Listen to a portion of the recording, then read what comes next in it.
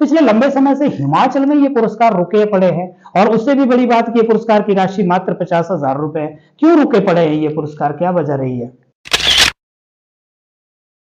आपके हिसाब से सरकार को और विभाग को, जो भाषा एवं संस्कृति विभाग है या साहित्य अकादमी है, उन्हें नवीनता के साथ, नए तरीके के साथ कौन कौन सी चीजें जल्द लागू करनी चाहिए?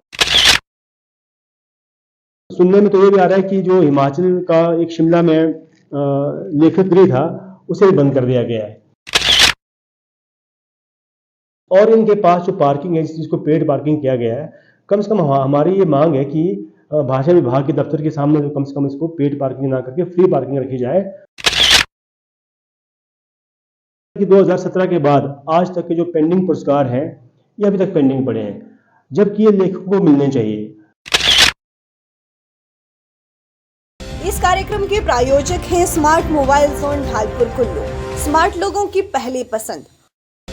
ऑप्टम फर्नीचर रिवाल्सर, फर्नीचर की विस्तृत range, Ritu agency Sehwag, family and luxury facility के साथ विशाल वेंकट हॉल मंडी, पार्टी फर्नीचर और वेंकट हॉल की सुविधा। अशोका हॉस्पिटल नगवाई, आपके स्वास्थ्य का सच्चा साथी। कमरू घाटी हनी मंडी, पूरे भारत में शहद की होम डिलीवरी की सुविधा। Shinde sky dental and skin therapy, Sundarnagar जिला मंडी और विजन इंडिया फाउंडेशन। आओ मिलकर भारत को समृद्ध राष्ट्र बनाएं। नमस्कार, न्यूज प्लस के इस खास कार्यक्रम में आपका स्वागत है। आज है हमारे साथ प्रबुद्ध साहित्यकार, लेखक गणेश गनी जी, जिनकी कई रचनाएं प्रकाशित हो चुकी है, कई पुस्तकें प्रकाशित हो चुकी है, कई पुरस्कार राष्ट्रीय स्तर पर इन्हें हासिल हुए हैं और कई राष्ट्रीय कवि गोष्ठियों में इन्होंने भाग लिया है। साहित्य का समाज के लिए एक योगदान रहता है गणेश जी, आपने बहुत ज्यादा लेखन का कार्य किया हुआ है और उस लेखक को, उस साहित्य को एक दिशा तय करने के लिए एक विभाग का भी गठन होता है, जैसे कि हिमाचल प्रदेश में भाषा एवं संस्कृति विभाग है या साहित्य अकादमी है। उनका क्या रोल है वर्तमान समय में साहित्य समाज के लिए, वो कितना सार्थक कार्य कर रही है? गौतम जी, हिमाचल प्रदेश में भाषा एवं संस्कृति विभाग है और साहित्य अकादमी है और दोनों विभाग लगभग बहुत अच्छे से कार्य कर रहे हैं, लेकिन वर्तमान समय में शायद किसी कारणवश जो है वो थोड़ी सी इस कार्य में, जो उनके काम करने में ढील बरती जा रही है, ऐसा मुझे लगता है। जो पहले गोष्ठियाँ होती थी, चाहे वो मासिक गोष्ठियाँ हों, चाहे वो जिला स्तरीय गोष्ठियाँ हों, उनमें थोड़ी कमी नजर आती है। हालांकि विशेष दिवस पर तो ये कार्यक्रम हो रहे हैं, किसी के जन्म दिवस पर या किसी के संस्मरण दिवस पर ये कार्यक्रम तो हो रहे हैं, पर जिस तरह से होने चाहिए वैसे मुझे लगता है कि विभाग को थोड़ा सा इसमें अपने कार्य को गति देनी चाहिए। अब सुनने में तो ये भी आ रहा है कि जो हिमाचल का एक शिमला में लेखक गृह था उसे बंद कर दिया गया है, जबकि लेखकों की मांग थी कि हर एक जिला मुख्यालय में लेखक गृह हो और हिमाचल भाषा विभाग जो है उसके पास लगभग हर जिला में अपने अपने स्तर पर उनके पास कोई न कोई रेस्ट हाउस है। तो हम लेखकों की तरफ से ये भी मांग रहती है कि इन रेस्ट हाउस में, जितने भी हिमाचल में जिला मुख्यालयों में, वहाँ पर शिमला की तर्ज पर जो है वो किताब घर होने चाहिए। आपको मालूम है कि शिमला में गेटी थिएटर में किताब घर है, जहाँ की हिमाचल के लेखकों की पुस्तकें खरीदी जाती हैं और बेची जाती हैं और बाहर के लेखकों की भी। तो हम चाहते हैं कि हिमाचल के जो अन्य जिला हैं, जैसे कुल्लू में देव सदन और अटल सदन में से किसी एक में एक किताब घर बनाया जा सकता है और इनके पास जो पार्किंग है जिसको पेड पार्किंग किया गया है, कम से कम हमारी ये मांग है कि भाषा विभाग के दफ्तर के सामने कम से कम इसको पेड पार्किंग ना करके फ्री पार्किंग रखी जाए, ताकि जो लेखक हैं वो यहाँ पर आ जा सकें। और गौतम जी, एक बात और है, लेखकों के लिए सरकार बहुत कुछ कर सकती है, क्योंकि लेखक जो है वो समाज का एक प्रबुद्ध वर्ग है। और जैसे शिमला में एक लेखक गृह होता था और वहाँ पर रहने की व्यवस्था होती थी, वैसे ही हिमाचल प्रदेश के जो जिला मुख्यालय हैं, यहाँ पर जो जितने भी रेस्ट हाउसेज हैं जो भाषा विभाग के अंडर हैं, उनमें लेखकों के लिए रहने की निःशुल्क व्यवस्था होनी चाहिए। और ये जो बहुत समय से, अभी तो पहले तो पुस्तक खरीद थी हिमाचल में, थोक पुस्तक खरीद, अभी साल 2 सालों से थोक पुस्तक खरीद में भी थोड़ी सी अड़चन आ रही है, शायद वो उसका कोई नोटिफिकेशन नहीं आया हुआ है। तो लेखकों की थोक पुस्तक खरीद के मामले को भी आगे बढ़ाना चाहिए विभाग को, और ये खरीदी जानी चाहिए, क्योंकि एक लेखक के पास और है क्या, जो उसकी किताबें जगह जगह पहुंचे, पुस्तकालय में जाएं, स्कूलों में जाएं, तो और पुस्तकालयों में जाने से एक लेखक का जो लिखा हुआ है वो समाज तक पहुंचता है। ऐसा मुझे लगता है कि ये काम होने चाहिए। और बाकी तो अपने स्तर पर लेखक लोग कर ही रहे हैं, गोष्ठियाँ भी हो रही हैं, हिमाचल के भाषा विभाग और अकादमी भी कर रही है, पर इसमें बहुत तेजी आनी चाहिए। जी बिल्कुल, क्योंकि जितनी गोष्ठियां रहेगी उतना लेखक वर्ग जुड़ेगा, उसके अंदर एक ऊर्जा बनी रहेगी, वो नई नई रचनाओं को करेगा। तो विभाग की जो शिथिलता है वो कहीं ना कहीं लेखकों के लिए परेशानी का कारण बन रही है, और छोटी छोटी और भी परेशानियां, किताब घर ना होना, जी। होलसेल में जो किताबें विभाग खरीदता था, क्योंकि आज पाठकों की संख्या यदि कम होती जा रही है और सरकार भी उसमें से पीछे हाथ हटाएगी, तो बहुत मुश्किलें उसके विश्राम सामने। गृह हाँ, विश्राम गृह बहुत वाला बड़ी- जो मामला था, चाहे कुल्लू में पार्किंग वाला मामला था कि 5 मिनट के लिए भी यदि वहां पे जाना है हाँ। तो आपको पार्किंग पे करना पड़ेगा, यदि विभाग अधिकारी नहीं बैठे हैं तो फिर से आना पड़ेगा, तो वो सब दिक्कतें रहेगी। गणेश जी, मैं जानना चाहूंगा आपसे कि एक पॉलिसी लाई थी सरकार, जिसमें था जो पॉलिसी थी, एक कल्चर और फिल्म पॉलिसी लेकर के आई थी, जिसमें भाषा विभाग और लोक संपर्क विभाग मिलजुल करके उनको कुछ दायित्व दिए गए थे। क्या ये पॉलिसी सही रूप से काम करने के लिए आगे कुछ काम कर रही है या बिल्कुल ठंडे बस्ते में मामला है? मुझे नहीं लगता कि धरातल पर इस पॉलिसी का कोई इम्प्लीमेंटेशन हुआ है, क्योंकि ये कल्चर पॉलिसी और फिल्म पॉलिसी सरकार लेके तो आई थी। इसका मुझे ध्यान है कि कहीं हमने अखबारों में भी आया था कि इसका नोटिफिकेशन भी हुआ था, बिल्कुल। ये नोटिफाई हुई थी पॉलिसीज, लेकिन ये विभागों ने इसको मुझे लगता है कि धरातल पर इस पर कोई कार्य नहीं हुआ है। कारण पता नहीं क्या रहे होंगे, जबकि कल्चर पॉलिसी बहुत अच्छी पॉलिसी थी, जिसमें कि और फिल्म पॉलिसी भी, हिमाचल प्रदेश में कुछ लोग जो है वो फिल्म फेस्टिवल करते हैं निजी अपने स्तर पर, लेकिन सरकार अगर करे तो ये इसका बहुत लाभ होगा। फिल्मों के ऊपर कार्यक्रम यहाँ होने चाहिए, और कल्चर के ऊपर यदि कल्चर पॉलिसी बनती है तो इसमें साहित्य, संगीत, सब चीज़ें आ सकती हैं, रंगमंच, तो उसके ऊपर भी बहुत तेज़ी से काम होगा। और जो ये जो समाज का जो साहित्यिक वर्ग है, जो लेखक वर्ग है, इसका समाज बहुत अहम भूमिका रहती है, और साहित्य और राजनीति का आपस में बहुत गठजोड़ है। ऐसा नहीं है कि साहित्य और राजनीति से अलग है, तो इसका लाभ जो है वो सरकार भी उठा सकती है, जो बुद्धिजीवी वर्ग है।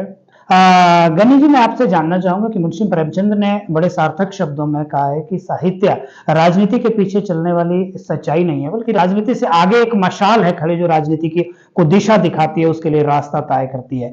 और साहित्य के लिए सबसे ज्यादा जरूरी है कि सरकार को चाहिए कि वो पुरस्कार देती है सरकार, और उसी पुरस्कार ही साहित्य के लिए एक उसकी जन्म जीवन भर की पूंजी होती है। पिछले लंबे समय से हिमाचल में ये पुरस्कार रुके पड़े हैं, और उससे भी बड़ी बात कि ये पुरस्कार की राशि मात्र 50,000 रुपए है। क्यों रुके पड़े हैं ये पुरस्कार, क्या वजह रही है? ये जो भाषा अकादमी, इन्होंने पिछली सरकार में तो कुछ पुरस्कार जो पेंडिंग थे, मुझे लगता है कि 2017 तक के पुरस्कार तो दिए हैं। बहुत सारे पेंडिंग थे, बहुत सालों के पुरस्कार भाषा विभाग ने भी और अकादमी ने भी पुरस्कार दिए। लेकिन गौतम जी, मुझे लगता है कि 2017 के बाद आज तक के जो पेंडिंग पुरस्कार हैं, ये अभी तक पेंडिंग पड़े हैं, जबकि ये लेखकों को मिलने चाहिए। पुरस्कार लेखक को मिलने से अन्य लोगों को भी प्रेरणा मिलती है, और उसके पास पुरस्कार के अलावा और है क्या देखा जाए तो। यदि कोई सरकार, क्योंकि इसमें राशि मिलती है और वो राशि भी बहुत कम है, 50,000 रुपये एक लेखक अपने पूरे जीवन भर लिखता है और उसको 50,000 रुपये देकर पुरस्कार दिया जाता है, लेकिन वो राशि भी कम है। हम तो चाहते हैं कि वो कम से कम लाख से ऊपर तो हो वो राशि, क्योंकि एक ही बार तो मिलना है उसे पुरस्कार, कौन सा बार बार मिलना है।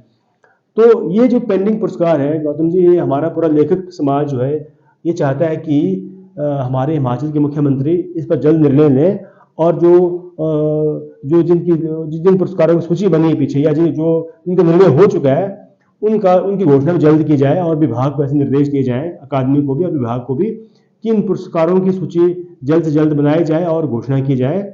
और इसके ऊपर एक कार्यक्रम होना चाहिए जिसमें कि ये पुरस्कार भी मुख्यमंत्री के हाथों दिए जाते हैं। तो यदि हिमाचल प्रदेश के लेखकों को भाषा विभाग और अकादमी से ये पुरस्कार मुख्यमंत्री के हाथों मिलते हैं, तो ये समाज के लिए एक अच्छा संदेश जाएगा। और ये जो पूरा हिमाचल का तो पूरा एक मंत्रालय होता था, ये भाषा और संस्कृति मंत्री भी यहाँ बैठते थे, इस बार तो अभी नहीं, शायद नहीं बने हैं। तो ये बहुत बड़ा एक काम है जिसको सरकार को करना चाहिए। जी बिल्कुल जी, साहित्य समाज के लिए एक आईना होता है, और साहित्य ही समाज के लिए, राजनीति के लिए और प्रबुद्ध वर्ग के लिए एक दिशा तय करता है, और इसी वजह से साहित्य का समाज में एक महत्वपूर्ण पहलू होता है। आप प्रबुद्ध साहित्यकार रहे हैं, लंबे समय से लिखते आ रहे हैं, आपके हिसाब से सरकार को और विभाग को, जो भाषा एवं संस्कृति विभाग है या साहित्य अकादमी है, उन्हें नवीनता के साथ, नए तरीके के साथ कौन कौन सी चीजें जल्द लागू करनी चाहिए ताकि साहित्य समाज को उसका फायदा हो सके? ये बहुत आसान है, कोई मुश्किल नहीं है। और यदि हम कुल्लू में भी देखें तो विभाग बहुत सतर्क रहता था और ये पत्रिकाएं आती हैं, बिपाशा हमारी पत्रिका छपती है, इसके अलावा हिमप्रस्थ है, गिरिराज है, यहाँ उपलब्ध रहती है। और मासिक गोष्ठियाँ होती थी पहले, अब उन्हें भी चालू किया जा सकता दोबारा से। और जो कोई इसके अलावा भी कोई और बैठकें हो सकती हैं, कभी गोष्ठियाँ होती हैं या कोई कार्यशालाएं हों, पुस्तक मेले लगें, तो विभाग के पास बहुत सारे ऐसे काम हैं जो विभाग कर सकता है। क्योंकि यहाँ यदि पुस्तक मेले लगते हैं तो पुस्तकों का वो जो है कल्चर बढ़ेगा, पुस्तक संस्कृति को बढ़ावा मिलेगा और बच्चों को बल्कि मोबाइल से छुटकारा मिलेगा, बच्चे भी पुस्तकें पढ़ेंगे।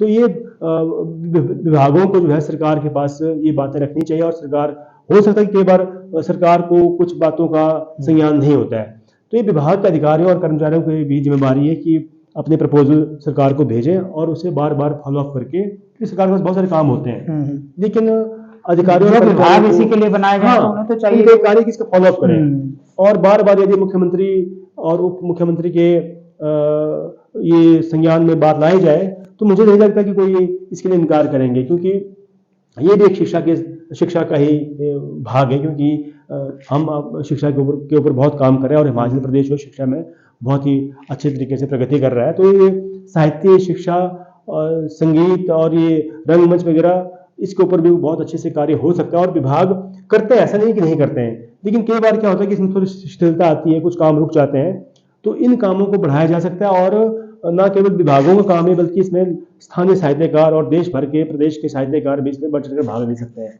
तो ये सरकार को और विभागों को मिलकर इन कामों को आगे बढ़ाने से ये सरकार का ही लाभ होगा।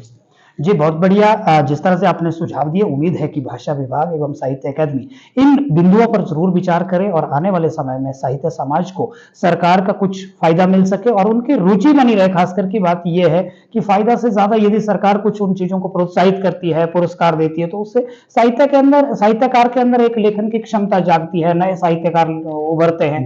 तो ये जरूर उम्मीद करते हैं कि विभाग इन बिंदुओं पर विचार करे। आज के कार्यक्रम में बस इतना ही। अगले कार्यक्रम में आपसे फिर मुलाकात होगी, तब तक के लिए नमस्कार। इस कार्यक्रम के प्रायोजक हैं smart mobile zone Dhalpur Kullu, smart लोगों की पहली पसंद। ऑप्टम फर्नीचर रिवाल्सर, फर्नीचर की विस्तृत range, Ritu agency Sehwag, family and luxury facility के साथ विशाल वेंकट हॉल मंडी, पार्टी फर्नीचर और वेंकट हॉल की सुविधा। अशोका हॉस्पिटल नगवाई, आपके स्वास्थ्य का सच्चा साथी। कमरू घाटी हनी मंडी, पूरे भारत में शहद की होम डिलीवरी की सुविधा। Shinde sky dental and skin therapy, Sundarnagar जिला मंडी। और विजन इंडिया फाउंडेशन, आओ मिलकर भारत को समृद्ध राष्ट्र बनाएं।